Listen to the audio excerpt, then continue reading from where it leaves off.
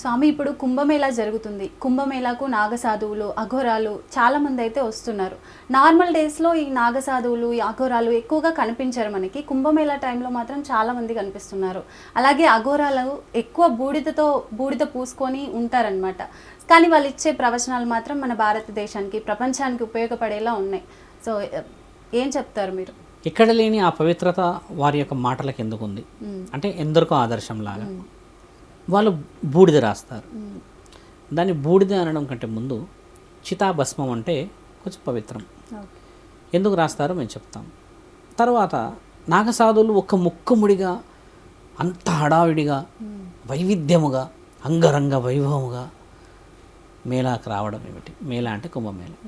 చితాభస్మాన్ని ఒక పరమాత్ముడి యొక్క భక్తుడు ఎందుకు రాస్తాడు అనంటే శాశ్వతమైనది, శాస్త్రీయమైనది, ధర్మాన్ని, న్యాయాన్ని కేవలం ఆయన యొక్క శరీరానికే పరిమితము కాకుండా దేశం నలుమూలలో పుట్టిన వాళ్ళు, రాజ్యం నలుమూలలో పుట్టిన సౌభాగ్యవతులు, ఇల్లు పిల్లలు సంసారం చూసే ప్రతి ఒక్క జీవి శాంతముగా ఉండాలి.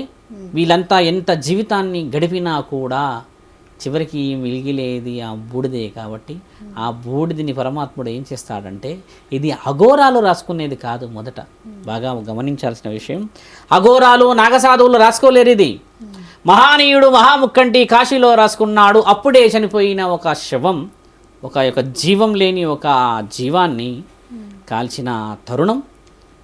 నెక్స్ట్ పూజ, మొదటి పూజలో ఆయనని వాడి ఆ చితాభస్మంలో కొన్ని అష్ట సుగంధాలని వేసేవాళ్ళు.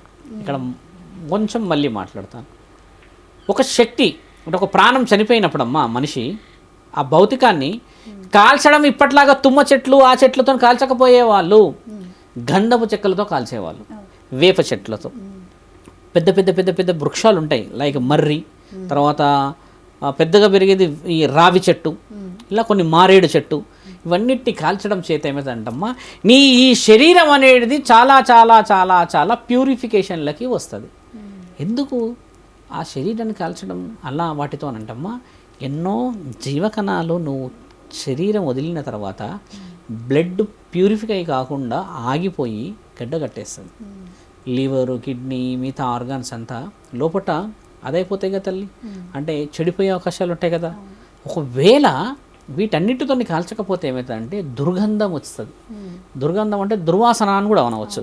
ఈ దుర్వాసన వల్ల ఏమవుతుందంటే జీవరాశుల యొక్క ఈ శ్వాసకోశ బాధలు పడవచ్చు. ఎలా పడవచ్చు గురువు గారు అని అంటే, మామూలు కట్టెలతో కాల్చామనుకుందాం, ఇప్పుడైతే కాలుస్తున్నారు అది వేరు, అదొకటి కూడా reason why now we are not అంటే అంత హెల్దీగా లేకపోయిన ఇష్యూస్ ఏంటంటే ఈ శ్వాసకోశ వ్యాధులు ఎలా వస్తున్నాయంటే, ఈ అష్టసుగంధాలతో కాల్చిన ఈ వనమూలికలతో కాల్చినప్పుడు ప్యూరిఫికేషన్ అవుతుంది ఒకటి.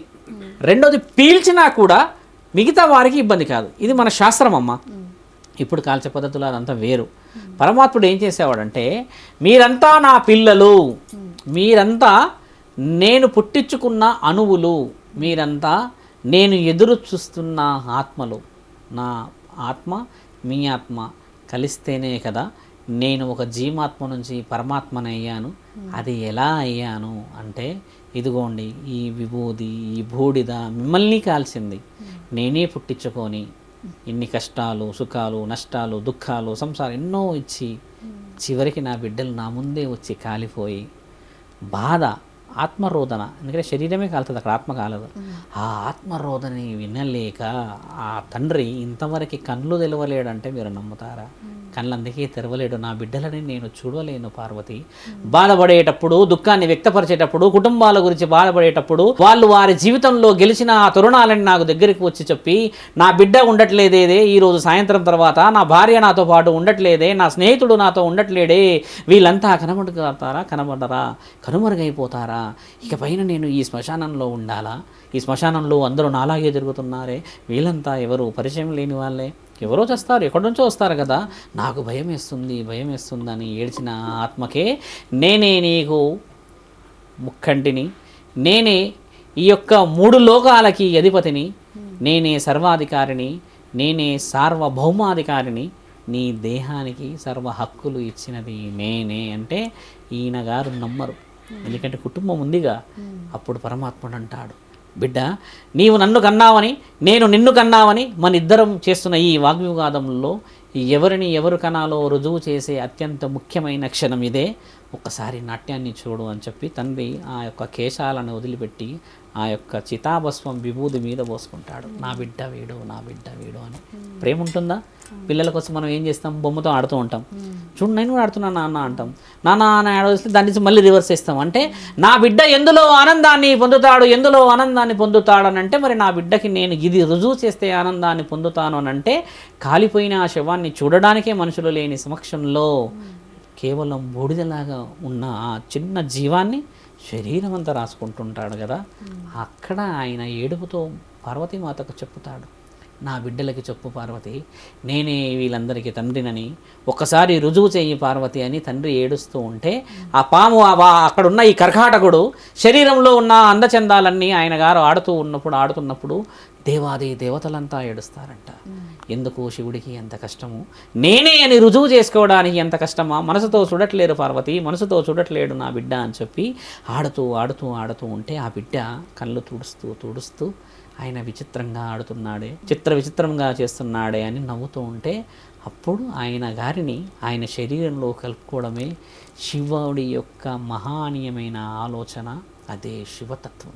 ఆయన దేహాన్ని వదిలిన తర్వాత కూడా నా బిడ్డలకి నేను కడబడాలని శ్మశానంలో ఇలా కూర్చుంటాడు. అదే నువ్వు దేవాలయానికి వెళ్ళు, శివుడి లింగమే ఉంటుంది అక్కడ. కానీ శివుడు ఇక్కడ చూడమ్మా పూర్తిగా కనబడతాడు. శివదర్శనం మానవుడికి ఖచ్చితంగా జరుగుతుంది, బతుకున్నంగానా చనిపోయినాకనా, రుజువు చేసుకోవడానికి. అలాంటి చితాభస్మం బూడిద కాదు మా తల్లి, పరమాత్ముడు రాసుకుంటాడు. రాసుకున్న బూడిద మన అఘోరాలు నాగసాధువులు ఎంత గౌరవంగా రాసుకుంటారో తెలుసా. హరా హరా శంకర పరమేశ్వర. ఎందుకంటే ఓ జీవితం మొత్తం చూసి చావు ఎంతటి విషాదాన్ని మిగిలిస్తుందో ఆ చావునమ్మ పూసుకున్నది వాళ్ళు. ఎవరైనా పూసుకోగలరా? మనం పూసుకోలేం. మహాముఖంటి విషాన్ని మింగాడు, అమృతాన్ని దేవతలకిచ్చి. అంతటి త్యాగమూర్తి విభూతి రాసుకుంటే, ఆ చితాభస్మాన్ని రాసుకుంటే ఆ అఘోరాలకు ఎంత విలువ ఇవ్వాలి మనం? శివుడికి ఇచ్చిన విలువ వాళ్ళకి ఇస్తే వాళ్ళందరూ ఎప్పుడు ఇది ఎందుకు రాసుకుంటారు అనేది సైంటిఫిక్గా ఏమి రుజువైందంటే, వాళ్ళు దుస్తులతో ఉండరు కదా, ఆ అష్ట సుగంధాలతో కాలిన చితాభస్మాన్ని రాసుకుంటే చర్మ వ్యాధులు ఆ మంచుకొండల్లో ఉన్నప్పుడు క్రిమి కీటకాలు ఏదైనా విషపురుగులు కరిస్తే శరీరంకి ఇబ్బంది కాకుండా, ఎండ నుంచి సూర్యరశ్మి ఎక్కువ తగలకుండా రక్షణ కవచంలాగా వాడుకోవడానికి పెడతారు. అదొక విషయం. ఇంత వివరణలో వాళ్ళు ఎందుకు అంత సందేశాత్మకమైన విషయాలు ధర్మానికి సంబంధించింది యావత్ భూమండలానికి ఇస్తారు అని అంటే, ఒకసారి 2 సార్లు పూజ చేస్తేనే today I'm very positive, I'm feeling comfortable అని అంటే, ధర్మాన్ని, న్యాయాన్ని, ఇతిహాస పురాణాలని, తాళపత్రాలని చదువుతూ ఋషి పరంపరని పాటిస్తూ హర అంటూ, పరమేశ్వర అంటూ, దేవ సర్వేశ్వర అనుకుంటూ ఎప్పుడూ కూడా శివుడి నామస్మరణంలోనే రుద్రాక్షలు వేసుకొని కూర్చున్న వాళ్ళు సందేహాన్ని ఇవ్వకపోతే ఇంకేమి ఇవ్వగలరు? ఆయన ఇస్తాడు ఆ సందేహం పరమాత్ముడు వాళ్ళకి జ్ఞానోదయంలో. ఋషులు ఉన్నారుగా, సిద్ధ పురుషులు ఉన్నారుగా, వాళ్ళు లోకాలని ఏలే అంత శక్తిని సంపాదించి ఉన్నారు కదా. ఈరోజు వస్తున్నారు అక్కడ, చూస్తున్నాం అక్కడ. మాకు ఎన్నో ఫోన్లు ఎక్కడ అని కొంచెం పరిస్థితి రీత్యా వెళ్ళలేము.